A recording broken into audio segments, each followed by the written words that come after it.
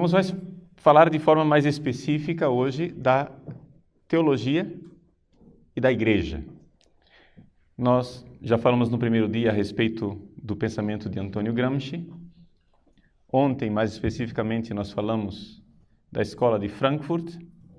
Hoje gostaríamos de falar especificamente da teologia da libertação e como é que se encaixa a teologia da libertação nisso tudo.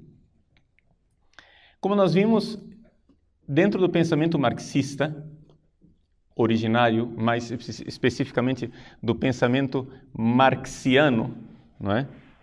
Aqui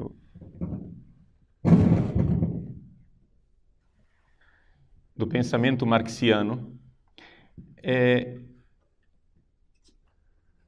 a religião e a teologia fazem parte da chamada superestrutura. Ou seja, é algo que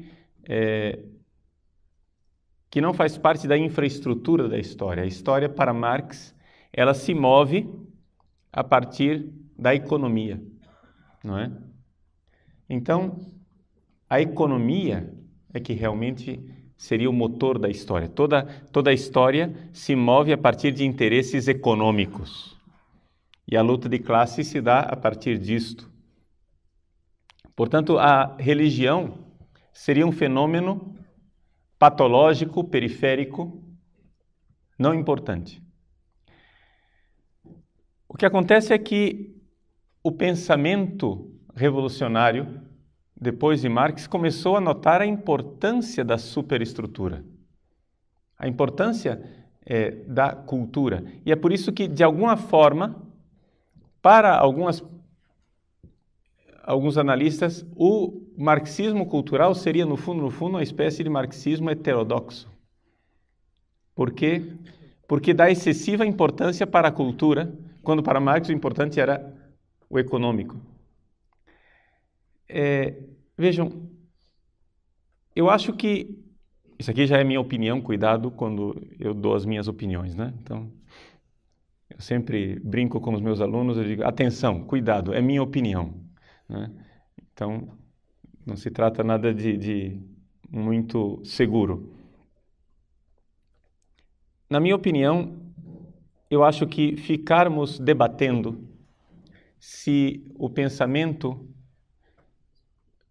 mais originário de Marx seria a importância da infraestrutura ou a importância da superestrutura, é, na verdade, um debate inútil, porque na realidade, para Marx não existe uma verdade.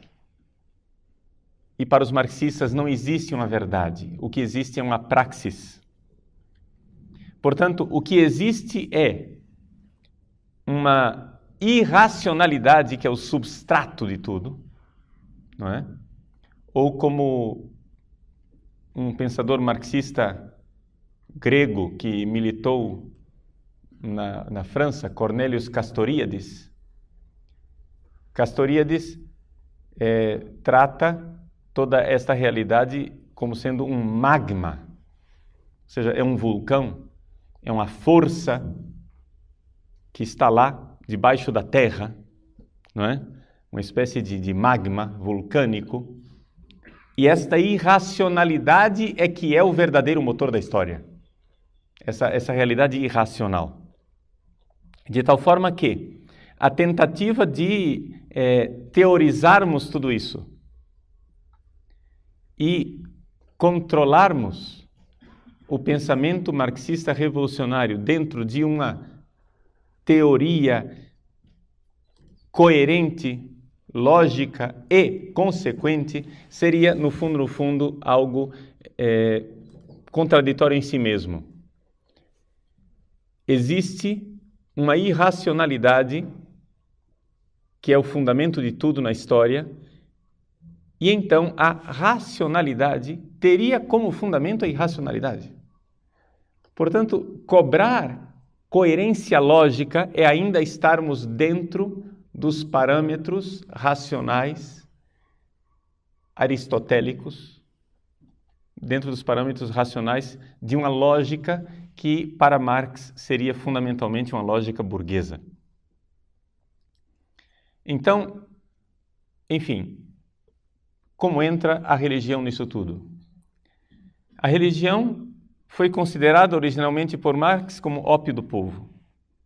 Depois, pelo stalinismo, leninismo, se tentou abolir a religião.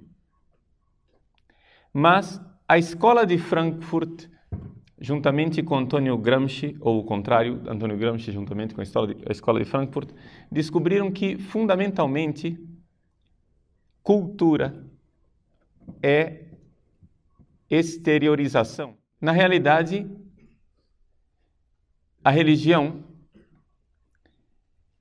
seria a cultura, segundo a escola de Frankfurt, a cultura na realidade é religião exteriorizada. Ou seja, de alguma forma, a visão, todos nós temos uma visão religiosa do mundo. E a cultura seria a exteriorização desta visão de mundo. Ou seja, o homem produz cultura porque o homem fundamentalmente é religioso. Agora, a pergunta é se esta religião, não é, é uma religião verdadeira ou uma religião alienante. Aqui é que entra, digamos, a abordagem da teologia da libertação. O que seria a teologia da libertação? A teologia da libertação é a imanentização da religião cristã e de qualquer religião, diga-se de passagem. Ou seja, não sei se vocês têm acompanhado o pensamento de Hans Küng nos últimos tempos. Hans Küng tem proclamado uma ética mundial e ele tem uma série de conferências, de reflexões a respeito de cada uma das religiões, onde ele faz simplesmente isso, relê cada uma das religiões de forma imanentista. Por quê? Porque a religião, ela serve enquanto força, magma, inconsciente, força atávica, força de inconsciente coletivo, força dos arquétipos, não é? Que pode ser manipulada para produzir a sociedade que nós desejamos. É para isso que serve a religião. A religião, na verdade, é uma gasolina, é um combustível que pode ser usado num projeto de engenharia social. Portanto, a finalidade da religião não seria transcendente, mas imanente. Então, é a imanentização das nossas esperanças escatológicas. Para ficar mais claro, vamos olhar para Feuerbach, não é? Feuerbach, ele vê que, na realidade, toda teologia é antropologia. Ou seja, tudo aquilo que se afirma a respeito de Deus, todas as afirmações dos escolásticos, dos teólogos, da religião, da teologia, da Igreja Católica, do cristianismo, todas as afirmações religiosas podem ser reconduzidas a afirmações antropológicas, onde, na verdade, quando o homem fala de Deus, o homem está como que transferindo, não é? Projetando a si mesmo na divindade. Então, tudo aquilo que na teologia é predicado de Deus, na verdade é predicado do homem. Para Feuerbach, substancialmente é isso, ou seja, teologia é antropologia alienada. Quando você fala de Deus, na verdade você está falando do homem. E se vocês forem ver, é interessantíssimo, eu nunca li nenhum teólogo da libertação que dissesse isso, e que citasse Feuerbach. Mas é impressionante como a teologia da libertação se esforça para seguir essa cartilha. Ou seja, na realidade, tudo aquilo que se refere a Deus é relido em chave antropológica e, mais especificamente, em chave sociológica. Antropologia e sociologia, ou seja, sociologia e antropologia coletiva, né? Digamos assim, em palavras pobres. Então, essa realidade de um antropocentrismo em que todo o conteúdo do sagrado e do transcendente é esvaziado na imanência humana. Saindo da teoria, vamos para a prática. Quando nós encontramos um teólogo da libertação, uma das características básicas da teologia da libertação é a negação da esperança transcendente. Ou seja, não se espera um reino de Deus na transcendência, mas se espera um reino de Deus na imanência deste mundo. Se você disser para ele que ele nega a transcendência, ele vai dizer, não, nós aceitamos a transcendência, porque o reino de Deus é já e ainda não, e ainda, então tem o futuro, tem... E aqui é que está o golpe. O golpe da teologia da libertação é que eles dizem que não são imanentistas e apelam para o futuro. Mas o futuro, meus senhores, ainda é imanente. A única diferença que existe entre o agora e o futuro é simplesmente que o futuro é o agora de amanhã. Ou seja, estamos ainda nesse mundo. Ainda é o velho céu e a velha terra. Então, existe, na verdade, um imanentismo fraco no marxismo. Vamos esclarecer isso. O que seria um imanentista no sentido pleno da palavra? O imanentista no sentido pleno da palavra seria um existencialista. O existencialista, como Sartre, como Heidegger, etc., etc., ele olha para a vida e vê que a vida não tem sentido. Por quê? Porque este mundo aqui é tudo o que existe. Portanto, não há sentido. E se vocês forem ver, os existencialistas merecem o nome de filósofos simplesmente pela extrema coerência com que eles levam o ateísmo até as suas últimas consequências. Eles mostram a nós o que significa o ateísmo até suas últimas consequências. O que quer dizer isso?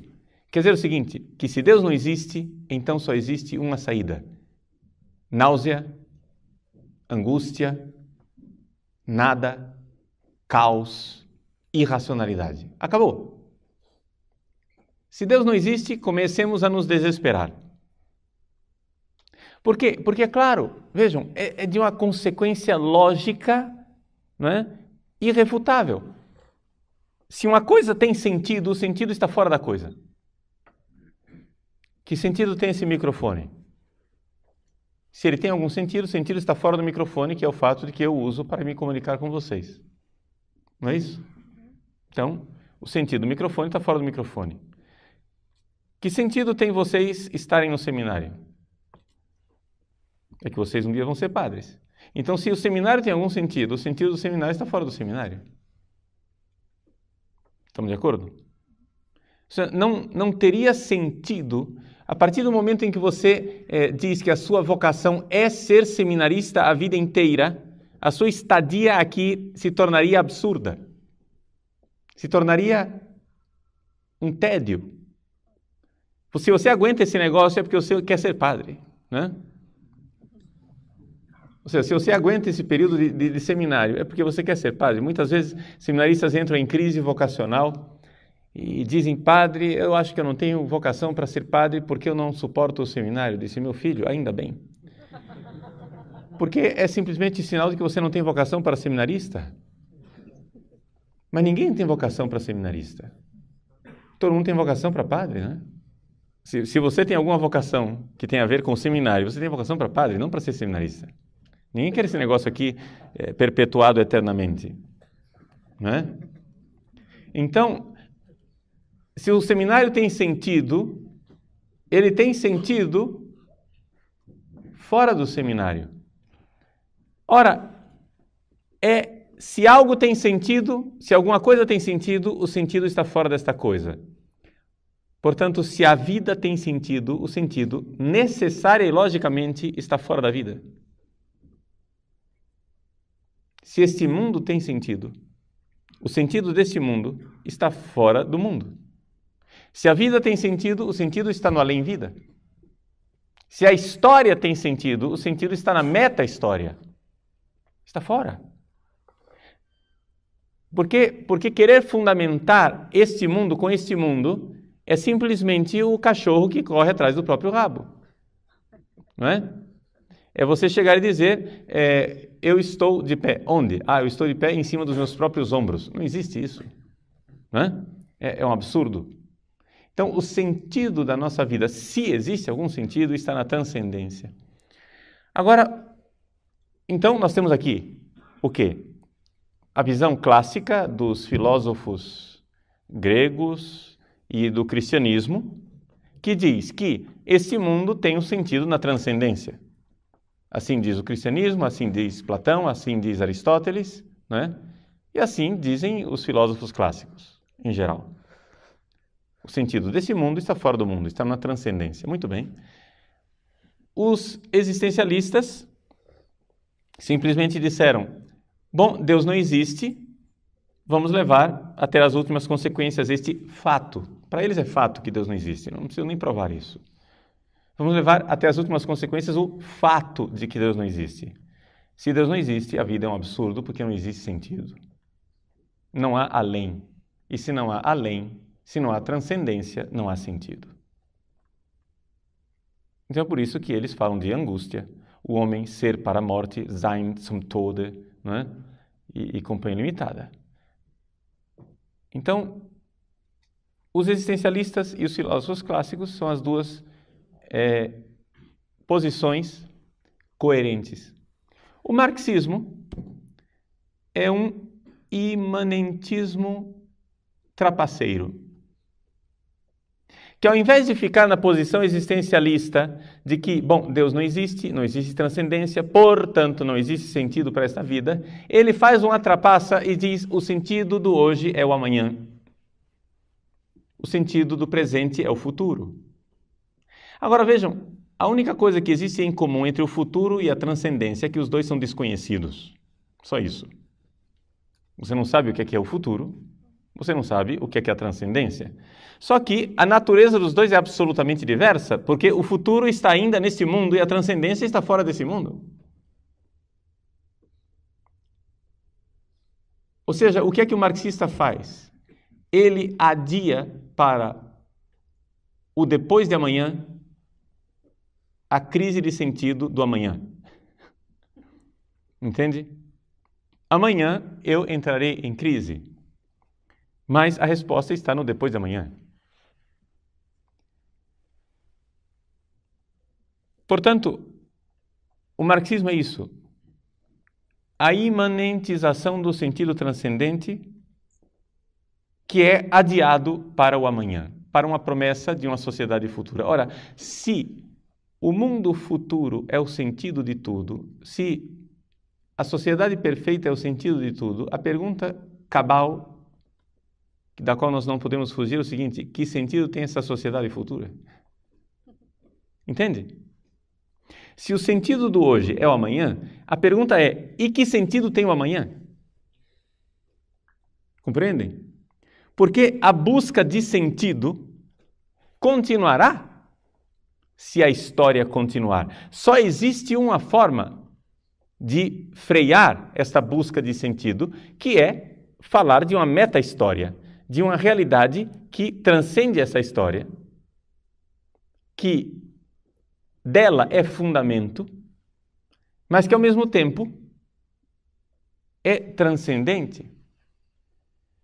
Então, a teologia da libertação, ela é a aplicação religiosa deste, digamos assim, dogma marxista. Qual é o sentido da igreja hoje?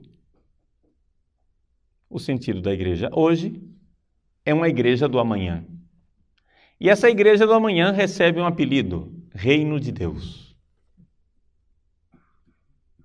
Ora, para nós, o sentido da igreja hoje é o reino dos céus. Compreende? Não é um reino do amanhã, é um reino dos céus. Ou seja, quando se manifestar o reino de Deus, o reino de Deus não irá simplesmente elevar, não é? O último momento da história, mas toda a história será elevada. Toda a história encontrará o seu sentido. Não é? Não é que não é que vai haver uma história da humanidade, de repente, no último momento, uma ruptura, e aquele último instante vai ser suprassumido, na linguagem de Hegel, né? Aufgehoben, vai ser suprassumido em algo maior. Não, o que vai ser suprassumido é a história inteira. E não o último momento. A história inteira vai ser elevada. A história inteira encontrará o seu sentido. Se é assim, o reino dos céus não é o reino do amanhã. É o reino do além. É o reino transcendente. É o reino da eternidade. E a eternidade veio e rompeu na história. A eternidade irrompeu dentro da história humana e se fez carne. Aqui nós temos o paradoxo do cristianismo, onde o transcendente, o sentido de tudo, o logos, a palavra logos pode ser traduzida como palavra, mas pode ser traduzida também como sentido, né? Quando você diz que uma coisa não tem sentido, você diz que ela não tem lógica, ela não tem logos, né? Isso não tem lógica, não tem sentido, não tem logos. Muito bem. O paradoxo do cristianismo é que o logos, o sentido de tudo, que por definição para os gregos era algo transcendente, inalcançável e inatingível, o logos transcendente se fez imanente, se encarnou e veio aqui na história. Esse é o que é paradoxo cristão. E por que ele veio e visitou a história? O logos cristão tornou-se, não é? Porque ele armou sua tenda entre nós, ele tornou-se alcançável, tangível. Aquilo que não era inatingível tornou-se aqui. Então, aqui nós temos um paradoxo. E aqui, o esforço teológico é a tentativa, porque todo esforço teológico é sempre bastante limitado. O esforço teológico é a tentativa de explicar como isto, que é aparentemente contraditório, na verdade é profundamente lógico, é de uma lógica que transcende a nossa capacidade de pensar, mas que a gente consegue enxergar algo, não é? Ou seja, o cristianismo tem, desde o início, um compromisso com a racionalidade, que é a teologia. A teologia é um fenômeno eminentemente cristão. Nós não podemos falar exatamente de teologia fora do cristianismo, né? As religiões pagãs não têm exatamente teologia. Por quê? Porque a teologia, no dizer de Joseph Ratzinger, a teologia se dá no encontro da razão grega com a revelação cristã. Então, é fides querens intellectum, ou seja, é uma fé, é a revelação, aceita pela fé, que porém procura a intelecção, procura o fato de que isto que me foi revelado pela fé não contradiz a minha racionalidade, mas ao contrário, aperfeiçoa a minha racionalidade. O que não quer dizer que a minha razão consiga manipular a verdade. A verdade é sempre superior a nós. A verdade é sempre algo muito maior do que a razão humana. Embora a verdade seja perfeitamente racional, mas de uma racionalidade superior à nossa, que não contradiz nossa racionalidade, mas que a aperfeiçoa. Vejam, por que eu estou dizendo tudo isso? Eu estou dizendo isso porque vocês compreendem que se a teologia é, por si mesma, uma tentativa racional de reflexão, é um compromisso da razão que tenta conciliar os paradoxos e as aparentes contradições da fé, é evidente que não pode haver teologia se você não crê que existe uma verdade. Se você acha que é tudo irracionalidade, se você, como os marxistas, acha que não existe uma verdade, é tudo irracionalidade, e que a razão nasce enquanto uma reflexão postiça, sobreposta ao magma irracional que reina, então isso não é exatamente teologia. O que eles têm é ideologia. Ou seja, não há teologia da libertação. O que existe é ideologia da libertação. Ou seja, a ideologia é, por sua própria definição, uma série de ideias e de reflexões para justificar uma série de interesses de classe, uma série de interesses sociais, uma série de interesses de engenharia social.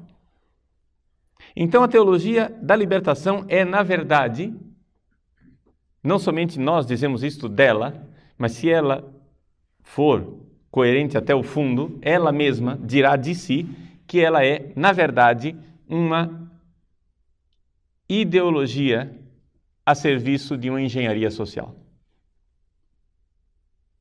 É isto que é a teologia da libertação. E é por isso que os teólogos tradicionais têm uma dificuldade imensa de compreender a forma de pensar de um teólogo da libertação. Por quê?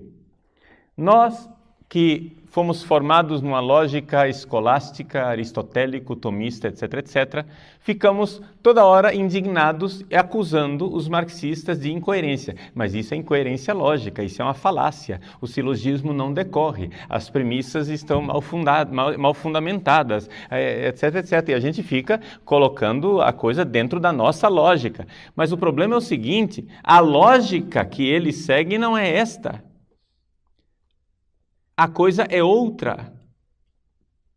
Quando Antônio Gramsci, nos seus cadernos do cárcere, se pôs a estudar Maquiavel, ele estava expressando exatamente aquilo que é a lógica revolucionária. A lógica revolucionária é o seguinte: bom é aquilo que ajuda a revolução, mal é aquilo que atrapalha a revolução.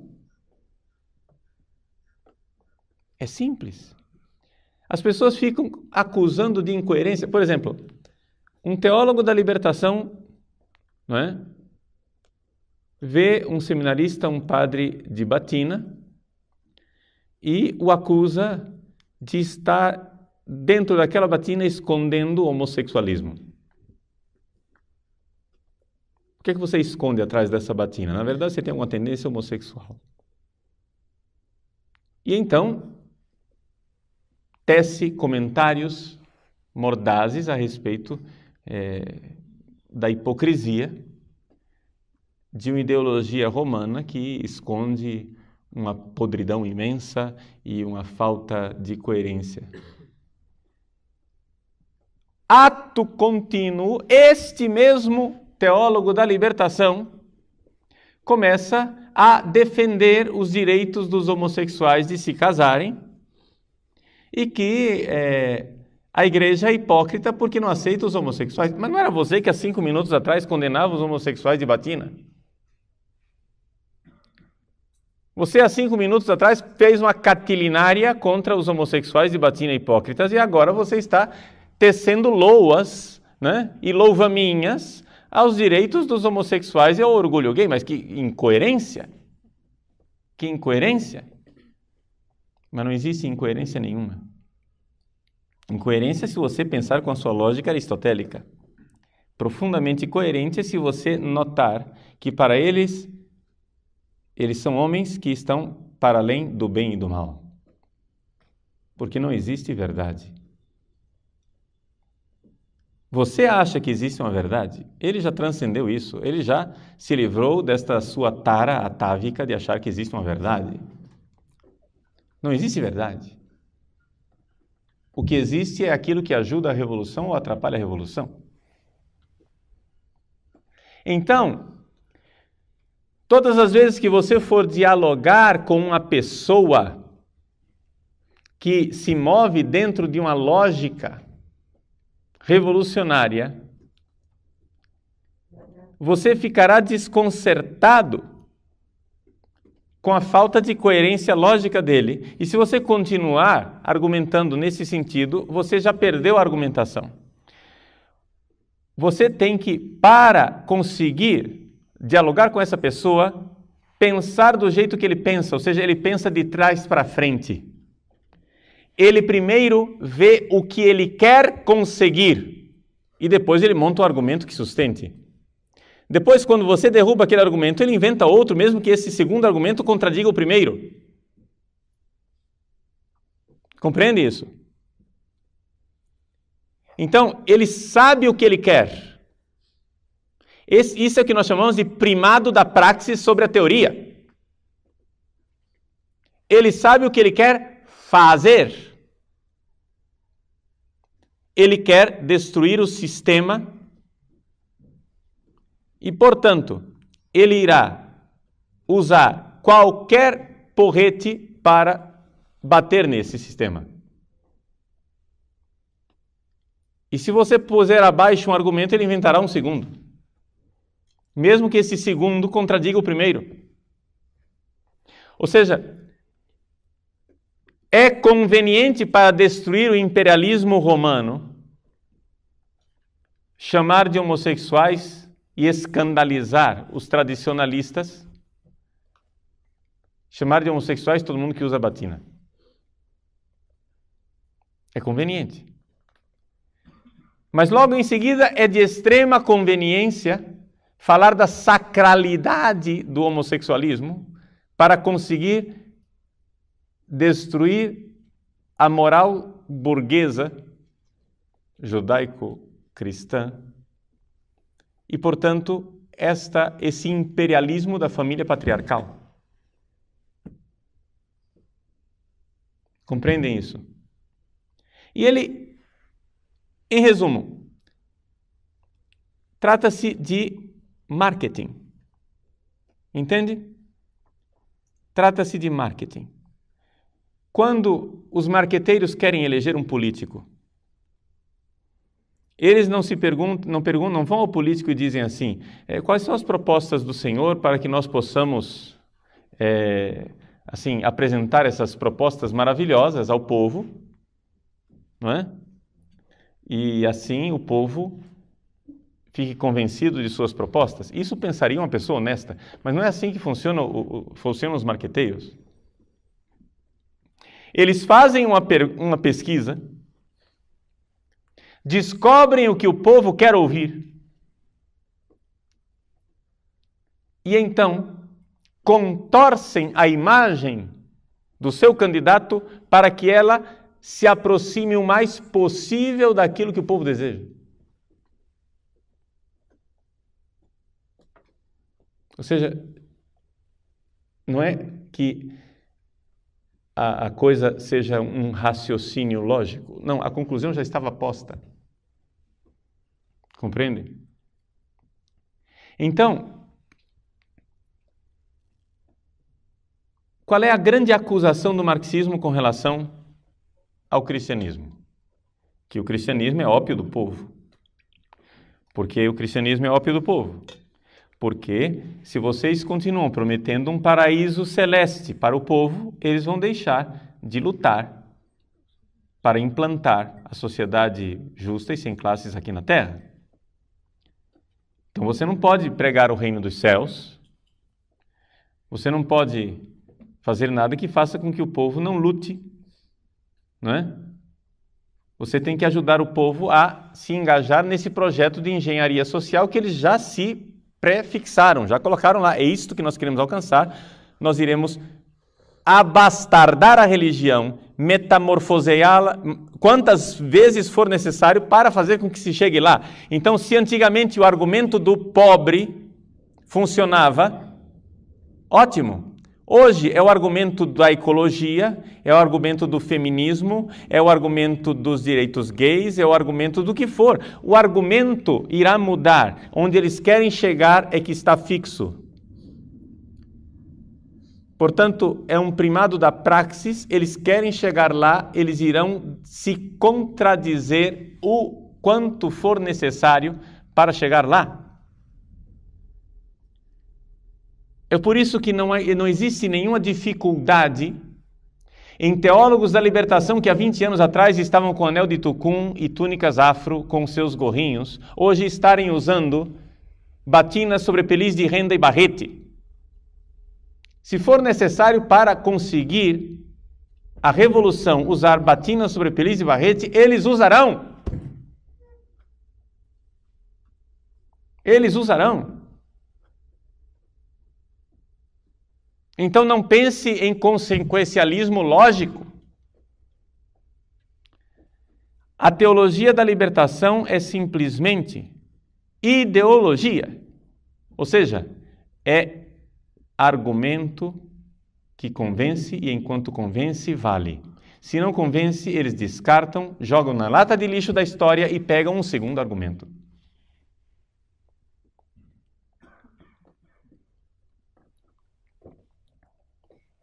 Teologia da libertação é teologia a serviço do partido.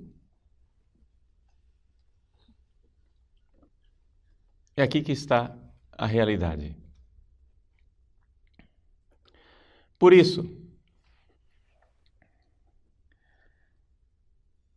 se você, ao entrar num debate com um teólogo da libertação, entrar dentro do debate dialético, platônico, aristotélico, tomista, escolástico, clássico, você perdeu. Por quê? Porque dentro dos diálogos platônicos, dentro da dialética clássica, não tem nada a ver aqui com a dialética hegeliana, ou seja, tem a ver, mas não tem a ver, ou seja, estou falando aqui em sentido de diálogo de busca da verdade, né? Diálogo acadêmico. Quando você se põe nesse diálogo que busca a verdade, a dialética clássica supõe que as pessoas em debate têm boa vontade e estão buscando a verdade. Ponto. Esse pressuposto não existe num debate com um revolucionário. O revolucionário não está buscando a verdade porque ele não crê que exista a verdade. E, portanto, ele não vai procurar sinceramente uma verdade, porque para ele não existe sinceridade. Ou seja, toda razão é, na verdade, ilusão. Ou seja, lembremos-nos de Paul Ricoeur, que nos fala dos três maîtres à suspicion, dos três mestres da suspeita. Nietzsche, Marx e Freud. Para eles, para esses mestres da suspeita, o que é a razão? Para Nietzsche, a razão é ilusão. Para Freud, é racionalização, mecanismo de defesa. E para Marx, é ideologia. Ou seja, nenhum deles crê na verdade. Nenhum deles crê que a razão possa conhecer a verdade. Para esses senhores, o ser humano é um animal defeituoso. É um animal que tem uma coisa chamada razão. A razão é um defeito que nos impede de estar em contato com o mundo real. O mundo real é o mundo da luta pelo poder, é o mundo do darwinismo, é o mundo da lei do mais forte, é o mundo da luta de classes, é o mundo da libido sexual agressiva. É o mundo do Übermensch, do supra-homem, do supra-humano, do homem que se livrou da racionalidade e da divindade e que agora vive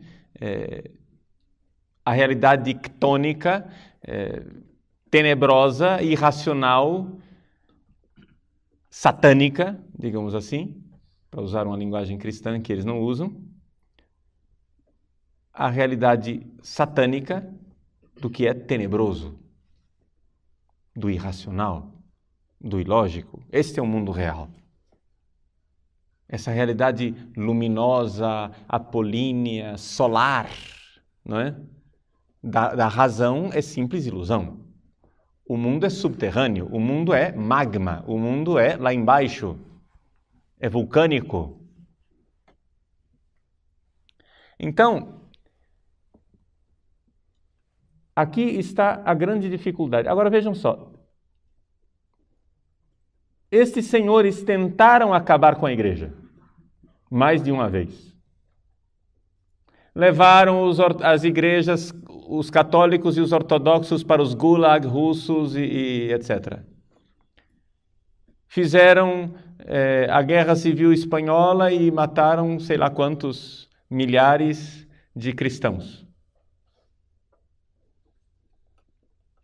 Tentaram fazer revoluções e acabar com os cristãos. Só que eles notaram que não estava funcionando, porque nada disso conseguia tirar o povo da alienação religiosa. E então, eles fizeram o plano B. O que é o plano B? O plano B é o seguinte: você não consegue vencê-los, junte-se a eles, infiltrando-se e mudando a religião desde dentro.